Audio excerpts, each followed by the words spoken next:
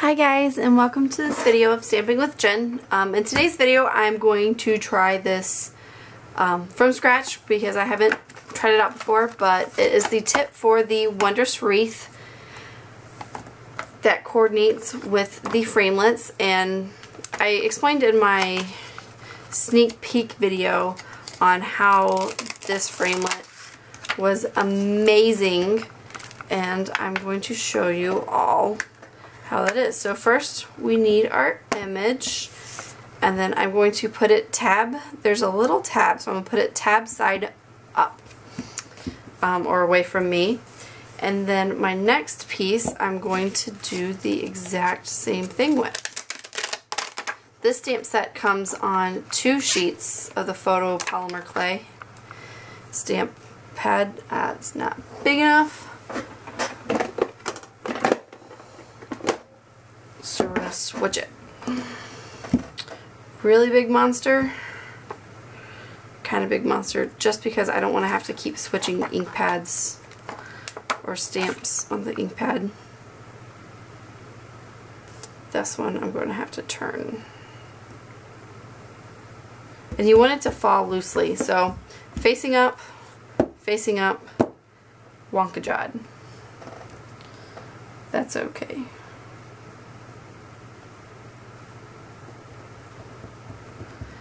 Alright, so each of these 3 pieces have this little tab that faces a certain direction. And I'll move these out of the way. And the framelits have the exact same tab. The wreath has 2 parts, the inside and the outside, and they both have the tab that faces in a direction. And what that does is it eliminates the need to try and line up the stamp set. So it should be really easy, really straightforward. Again, brand new, haven't used the stamp set yet, so let's see how it does right out of the box. A tip I do lightly, I'm like very lightly sand my photopolymer stamp sets, only because I've done this with all my photopolymer. It doesn't matter which company it is. It just seems to stick better, so I just very lightly go across with my sanding block, and then I'll have to look to see if Stampin' Up still sells these. These things are wonderful. If not, you can use a nail file buffer. So I sand them, again, very lightly. I just want to rough off like just a hair on the edge, and then I clean them really well. So I have my nice wet Stampin' Scrub pad. So I'm just going to clean all that dust off, and it gets right in there. So there's the base. Here will be the darker accent leaves, and then here will be our berries. Alright, so I have a scrap piece of natural white cardstock. The ink colors we're going to use Old Olive for the base. We're going to use Garden Green for the darker, and then Cherry Cobbler for the berries. So let's get stamping. And unfortunately, I think my ink pads are extremely, extremely juicy. So I have a paper towel to help blot up the extra moisture just the first time around. I don't know if my basement's extra humid or if I just got really juicy ones, but it is what it is. Alright, so I want to align my card evenly because I want to be sure that I get this tab going straight. So there's the first set of leaves with the Old Olive. And then the next set is with the Garden Green. It's just a hair darker. Those are definitely a lot better. And again, I just want to line it up. You can kind of see where they're going to hit through the photopolymer, which makes the photopolymer great for the 2-step stamping. And it's just a very slight difference, but it is a difference in the 2 tones of leaves. Again, you can use a green that's really light and really dark if you want more of a contrast. And then this one is our berries.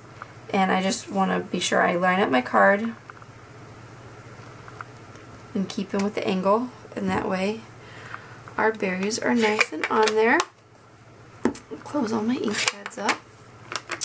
And then for the next step, all you need is your Big Shot, either with the magnetic platform, which is a awesome, great investment. Do not use it if you have a pacemaker. Or the regular standard platform. So you need the magnetic platform or the multi-purpose platform, 2 sandwich pieces, and the 2-piece dies. And I'm actually going to try and cut them both at the same time. And again, it makes lining it up super easy because this is the bottom of my card. The tabs were pointing that way. So I was able to line up piece 1 and piece 2. I think I got it on there. Just going to sandwich that on top. And then very carefully, without trying to move it, I'm going to run them through the Big Shot. Just going to slide it off.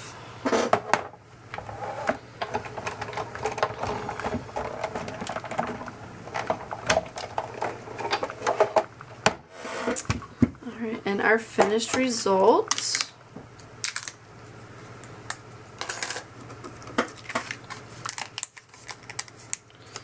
is a perfectly punched wreath.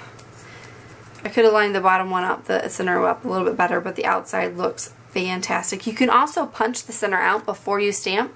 That'll help make, when you line up for the outer, when you line up the center, you can actually see where you're stamping. So that's another tip and trick to use as well.